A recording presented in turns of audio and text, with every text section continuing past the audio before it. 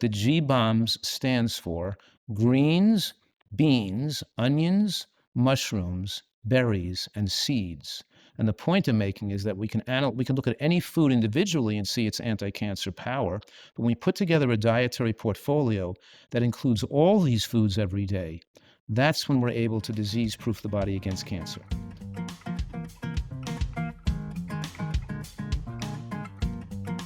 Hi, everybody. This is Diane Gilman, formerly the Queen of Jeans on HSM, but now the proud announcer of my own podcast, which is Too Young to Be Old. And part of being too young to ever grow old is your diet and what you put in your body. And it is truly my honor today to have Dr. Fuhrman.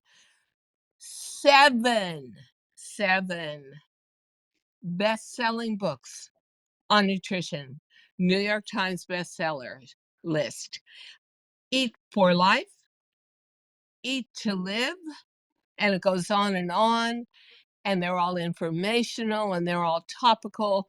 And honestly, Eat to Live started the whole revolution with really starting to get concerned about what you put into your body. So without further ado, welcome, Dr. Fuhrman. It is so good to have you here. Thank you. Great to be here again. Well, I'm going to ask you, were your books primarily weight loss books, or are they how to live a better life kind of books? Yes, there are three topics. One is how to lose weight and keep it off the rest of your life. The other one, they're longevity books. They slow aging, stay younger with your full physical and mental faculties, and have better lifespan, health span, and play span. Have a That's better me. life. And number three, the dietary portfolio that maximizes human lifespan is also therapeutically effective to reverse disease. So can you get rid of their high blood pressure medications, get off the cholesterol drugs, get rid of their diabetes, get rid of their high blood pressure, get rid of their asthma, get rid of their psoriasis, get rid of their chronic headaches, get rid of their fatigue, get rid of their rheumatoid arthritis. In other words, we use this methodology to reverse disease more powerful than drugs. Drugs don't do it's like a scam. A person, for example, the leading cause of death for adults is heart attacks and strokes. Heart attacks, the leading cause of death. And the age of death has continued to go down in spite of taking all those drugs. We're not having less people dying of heart attacks or living longer and dying of heart attacks at a later age. We're having shortening lifespan because the drugs give you this false sense of security because your numbers look okay, so you think you're okay to keep eating the same diet that caused the heart problems to begin with, so inevitably you get worse. And between 1950 and 2020, the lifespan of Americans has continually gone in the wrong direction, Yeah. in spite Yeah. of what Now, the medical profession is doing, because our wastes have gotten larger. I will tell you, and I believe I told you, we always have an intro call with our guests before we go on air, that my GP took my cholesterol and my blood pressure and said, "Oh my God, you're going to die. You're going to drop dead of high cholesterol any day now. I got to put you on statins." And I thought, "They don't want to be on drugs. I just got finished with breast cancer. I had enough drugs." And so I said, "Give me 6 months." I've been eating a lot of vanilla ice cream, and it was last holiday season, and a lot of eggnog and all the horrible things that you would eat. And guess what? I brought it all into complete perfection. She sounded disappointed. She said, "Oh, your cholesterol is perfect. Oh, your blood pressure is perfect." I don't think that doctors necessarily want to see you do it themselves. I think they feel that they get you into a lane of taking drugs. And that leads me to a big question, which is not only Ozempic, but the FDA just okayed a new drug that is supposed to, and I don't really understand this, bring your chances of having a heart attack down by 20%, and you're gonna lose up to 16 pounds, and you can still have your food addictions. What are your thoughts on this, and how does this work? Well, to comment on your first point you made was that yes, doctors are financially rewarded by prescribing more medication, and they're hindered, or their ratings go down. Their approval ratings go down that are scored by insurance companies based on how much they can get paid when they don't prescribe medications. So if they have a population of patients that are using lifestyle medicine and getting off their drugs, they can have their ratings go down and their payments go down.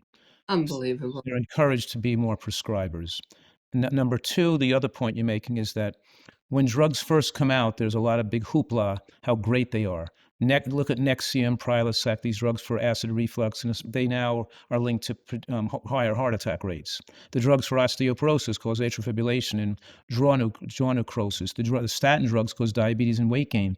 In other words, we learn in medical school that all drugs are toxic, and the more powerful they are, the more likely they're cancer promoters. But the point is that when hormone replacement for women came out in the 1970s, every doctor was pushing them how they're going to make you live longer and keep you younger and protect your bones. And then they found out by 1985, 1990, the studies finally came out. Once they're on the market for 20 years, they finally realized, oh, people are dying more from the hormone replacement, more breast cancer, more heart attacks. The That's me. the Yeah, same I thing we're have gonna a see with these situation. drugs too. So the Ozempic, all these medications, they're not gonna know the risks right now. It'll take 15 years, 10 years, and then we'll see those people using that drug for weight loss will have higher rates of cancer. We don't get something for nothing. Yeah, Drugs are poisons, and you pay a price if you rely on them. And you can slow gastric emptying by eating vegetables, beans, and a little nuts and seeds with the meal, especially chia seeds, which swell in the gut with a little bit of water. We can use chia seeds and water with a little bit of bean mixed with a vegetable-based meal, and you slow gastric emptying. And then people learn how to eat right. They don't increase their rate of cancer to lose weight, because you could smoke cigarettes to lose weight, but that's not going to prolong your lifespan. We don't have the long-term good studies point. we don't have the long-term studies to see if that methodology of weight loss is really going to be actually extend lifespan. That takes time. And with But statin drugs only increase longevity in approximately 1 out of 1,000 people. They mostly whoa. because they cause weight gain, they increase risk of diabetes, and most people and heart disease is much more complicated than just your LDL cholesterol number. There's a lot of factors going on that cause that they don't address. But I do feel that Americans have a very short attention span, and they want it now, and that's excessive. Oh, you're gonna lose 16 pounds within a month and a half is very appealing to them. But I have a very personal question, which is I have really bad arthritis in both my knees from being a runner for most of my life.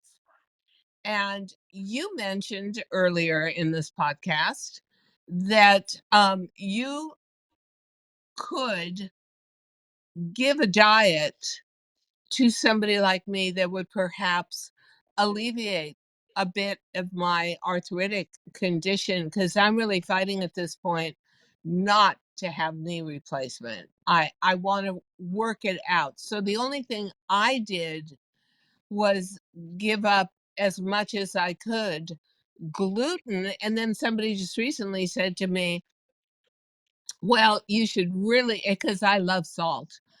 You should really cut down on your salt, because that, of course, is weight gain through water retention, and the water retention is swelling.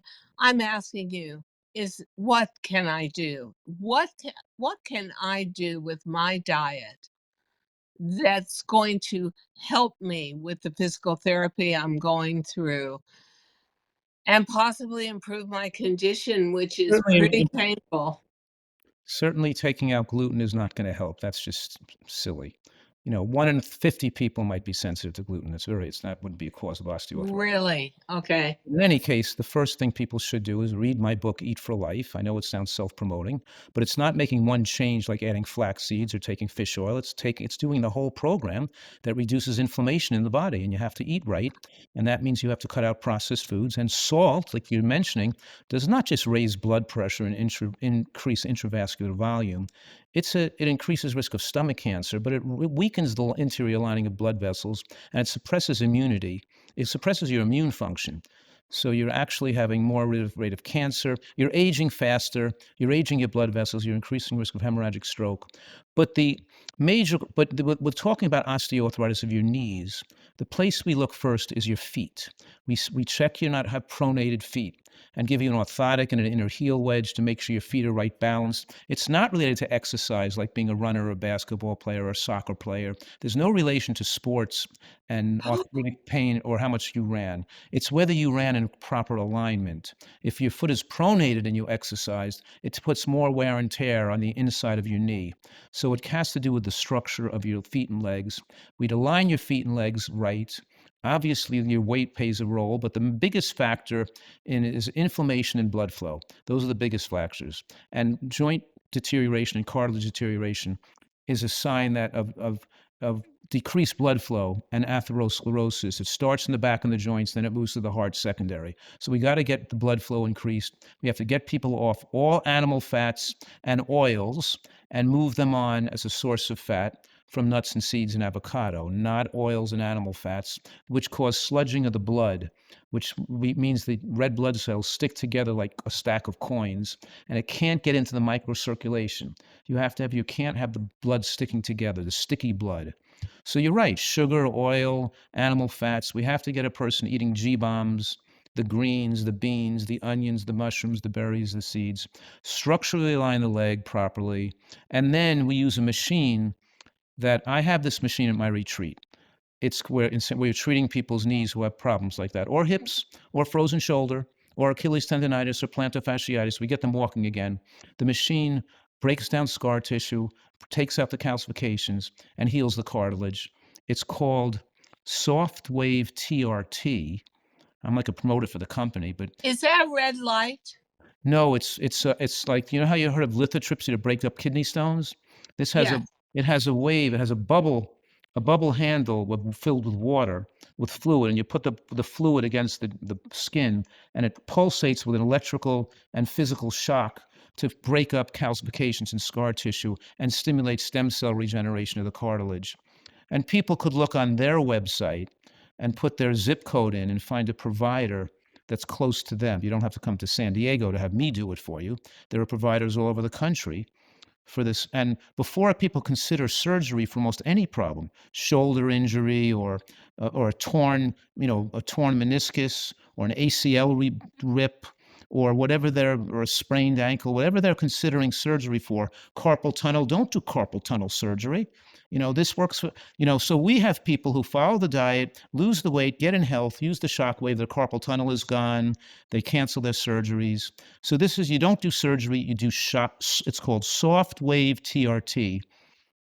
It's safe, it can't hurt anything. And in most cases, in the majority of cases, it fixes this stuff. Now, Okay. once you're bone against bone and you have no cartilage left, then these things are not going to fix you because you need some skeletal architectural structure that holds material that holds cartilage. But if you're already totally destroyed, then these more gentle methods are not going to put you back in good shape again. I use gel shots. I'm getting my set of gel shots, Right. Well, and it that's not as helps. effective as this. This is more effective. Yeah, but I'm already sort of bone on bone. But Oh, you're which already on a leads bone. Then this is not going to be that effective. And then we which got to look at your feet too. You've got to look to see if your feet are pronated. And I recommend this orthotic on Amazon. It costs like $35.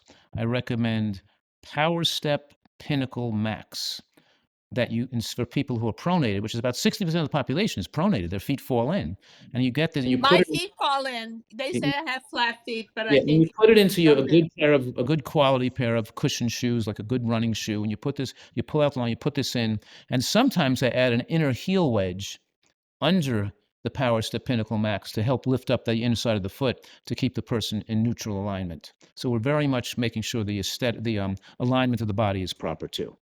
So tell me, you are a believer that nutrition works better than drugs, and I'm on your side. Mhm. I would so much rather deal with my diet and change it. Tell me, what are some of the most amazing and exciting disease reversal cases you've seen through dietary change and discipline? Yeah, I mean, this is so rewarding, and I'm so blessed to have this opportunity to be working with people and help people. It's so personally satisfying. 75% of the diabetics that come here are non-diabetic within the first month, and they're off their blood pressure medications as well. Some people take a few months to get totally well, but more than 90% of our type 2 diabetics become non-diabetic, and people almost always come off their blood pressure medications and their cholesterol drugs. We know that the more diabetic medications you're taking, the higher the risk of death. And the Accord study was stopped by the U.S. government in 2008 that showed that people getting more medical care had higher risk of death and higher morbidity and mortality, and people getting less medical appointments and less medical attention because the more drugs they were prescribed to lower the blood sugars, the higher it accelerated their death. So, but as far as what are the most fascinating stories for example, we have um, young women who develop lupus, which can cause them to need a new kidney. So I had a young woman, for example, with a creatinine of 4.2 on the national transplant list, waiting for a new kidney. Made Oh, made a complete recovery. Creatinine went down to zero point 0.8. No longer had lupus anymore. All these people making complete recoveries. Many, lupus kills people. I had one. I can go on to more cases, but we've had many people with ulcerative colitis get their health and back. It didn't have to have. One guy was in the hospital. They wanted to cut his colon out and put a bag on, and oh, he came and lived in my house for a few months. This was years ago, and he made it, got well. I was living in the bedroom upstairs, but I've always, even years ago, I rented a large house in Flemington, New Jersey, where I used to be located, and I'd have people come and stay with me for a long time. They come from all over the world to try to, nurse them back to health again through natural methods. But in any case, there was a person who was like one girl, she missed 3 years of schooling because her headaches were so severe she had to be home in bed, and they had her hospitalized at Brigham Young in Boston or something. And so these people, and they get well in a few months. They're off all their drugs, no more headaches the rest of her life. Whether it's psoriatic arthritis, ulcerative colitis, rheumatoid arthritis, lupus, scleroderma, Sjogren's syndrome, or just heart disease, strokes, or look at these cancer cases. Like I have a woman who had ovarian cancer spread to her lung, 4 liters of fluid taken out of her lung in 1997, given 6 months to live. She's still alive today. That's just an example. Still at and 1997, what's that compared to 1997 to now is 25 years ago. yeah, There's yeah. how many people with those metastatic ovarian cancer alive 25 years later? I had a woman who had metastatic breast cancer to her bones that made a complete recovery, where the whole thing disappeared. So Okay, we have so incredible cases over the last. And obviously, I've been doing this for almost, more than 35 years, so I have lots of right, and incredible I stories. I have a very intimate knowledge about cancer because I had breast cancer. And I had friends who fell on the ground crying, begging me not to get chemotherapy, telling me that they could give me a doctor who in the Philippines who was going to pull it out of me, or a doctor somewhere else who was going to give me an amazing drink to drink every day. And having stage 3 cancer, I chose chemotherapy because I also knew literally 100% of the women I knew who had breast cancer and said, I don't want to lose my hair. I don't want to get chemotherapy. I'm just going to drink a green drink every day and I'm going to get better. Did not get better and did not survive. So when you say, So you and want me I ask you, is it really possible to treat cancer with healthy diet? How do you go about doing that? Or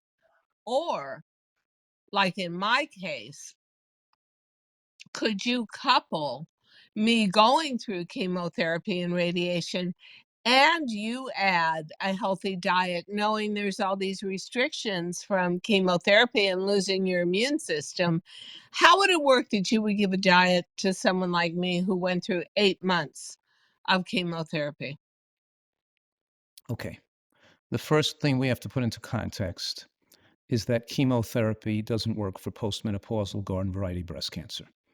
When I say it doesn't work, in other words, the most common breast cancers are postmenopausal estrogen positive cancers. And if you do a meta analysis and all the people undergoing chemotherapy, the average increase in lifespan from chemotherapy is 2 to 3 months. Oh It's not my God. effective. Number two, there are early stage, more aggressive cancers that people mostly get premenopausal that are very aggressive and they can kill people, that if they don't get chemotherapy, they will not survive. So there are some breast cancers where chemotherapy are absolutely needed because the cancer is very aggressive. Generally speaking, the more aggressive cancers that are replicating more rapidly unravel their DNA as they are replicating rapidly.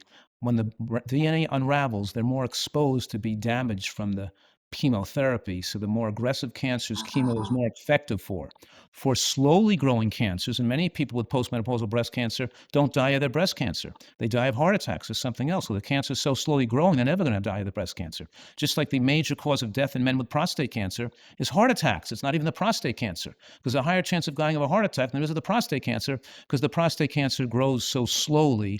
And because it grows so slowly, chemo is not effective.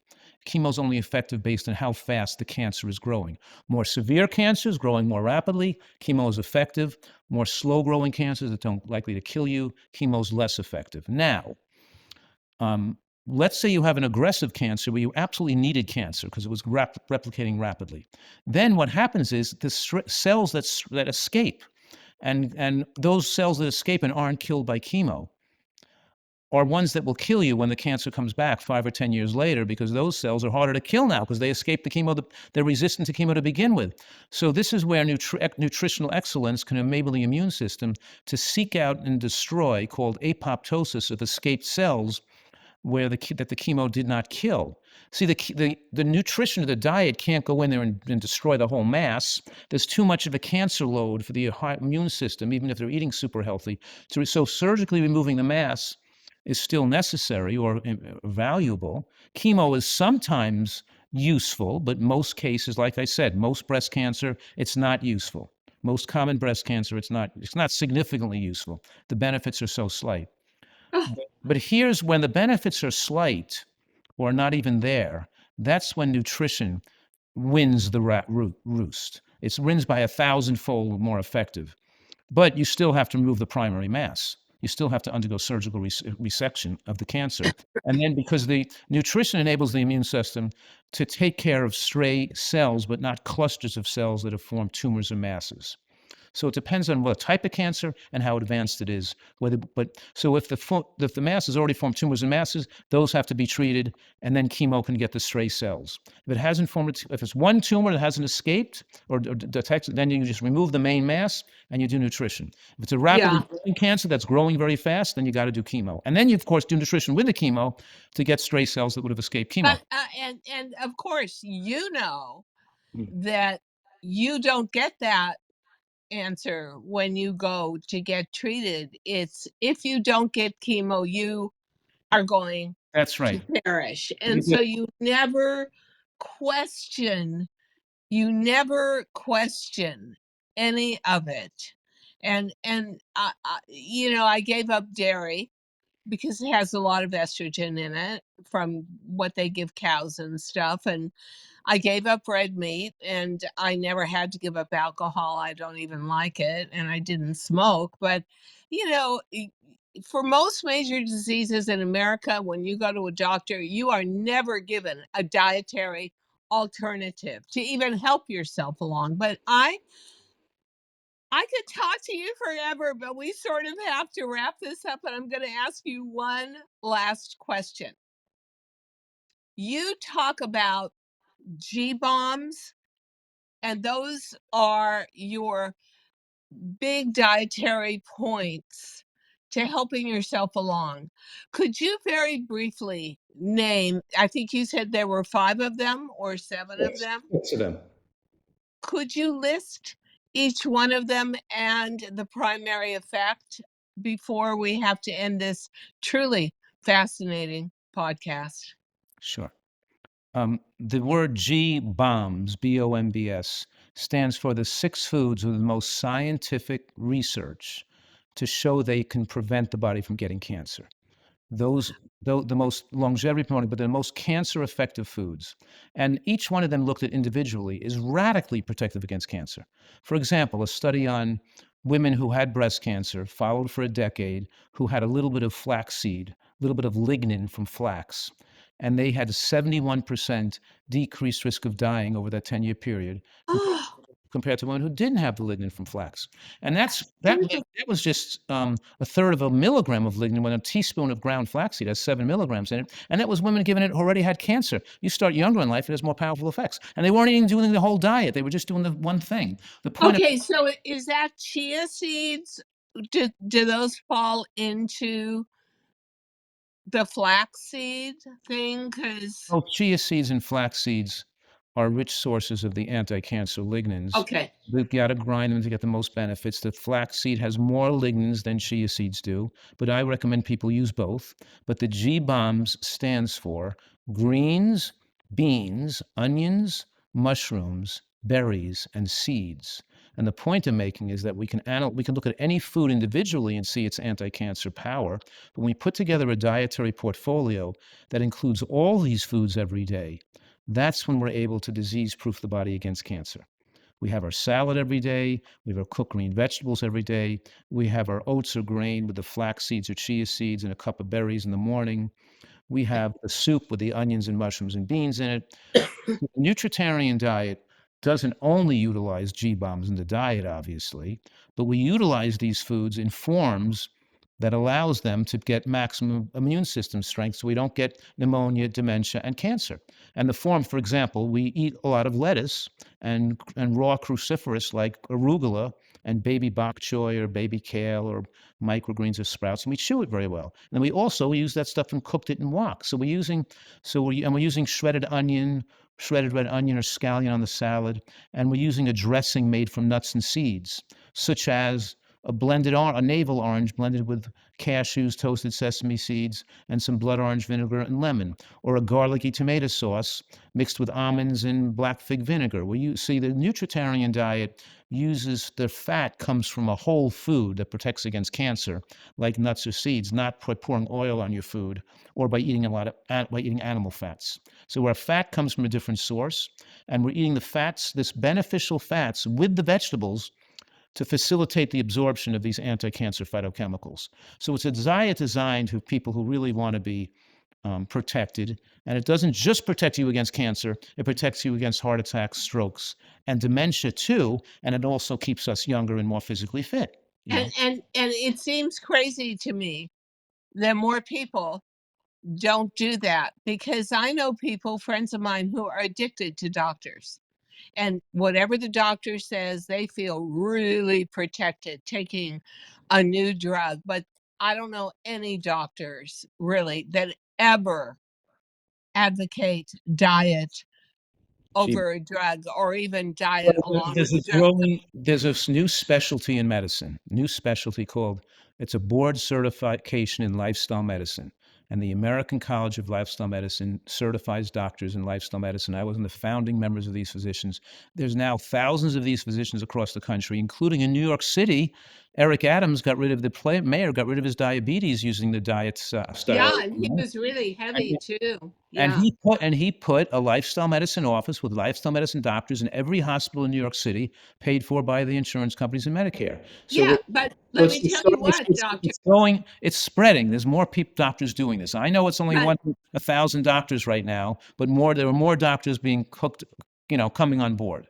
here's the point. If I just learned that from you, and I Mhm, went to Mount Sinai for my cancer, mhm. and I wouldn't know to ask for that because nobody tells you and it's not advertised, but I so in a way, radically started to change my diet. I hired a cook that cooked nothing but pure organic all through my chemo. So my body wouldn't have to fight preservative chemicals on top of fighting chemo. Now, we have to wrap this up. I could talk to you for, I don't know, days. Right. This is truly fascinating. And I want to say to the audience, I hope this is a growing trend in America. Less drugs, more self action through diet. And I'm about to make white onions and mushrooms to go into my barley soup. So I have really listened to Dr. Fuhrman. I mean, he can kind of scare you a lot by what he has to say, but you can see where if you're somebody like me who always wants control, people, here's how to get control of your life. Get in charge and get educated by a genius like Dr. Fuhrman with a truly healthy diet. Now, I don't think that I'm a candidate for going totally vegan, but I'm inching my way there with 2 vegetarian to 3 vegetarian days a week. And Dr. Fuhrman, I could talk to you forever. We're going to put all the information where you can understand how many books Dr. Fuhrman has written, where you can get linked to his website and possibly decide that you want to go to his Eat to Live retreat, which sounds incredible. And thank you so much as a dietary expert and really a pioneer Thank you. in dealing with disease through diet. Thank you so much for coming on. Too My young to be old. good luck to all of you. Thank you. Thank you. Be well, everybody. Thank you so much for listening to Too Young to Be Old podcast. The episode may be over, but the fun doesn't have to stop here. Find us on Facebook, Instagram, TikTok, and YouTube at The Diane Gilman, or visit our website, thedianegilman.com. If you like the show, leave us a rating or a review and subscribe so you don't miss the next episode. And until then, don't forget, age is just a number.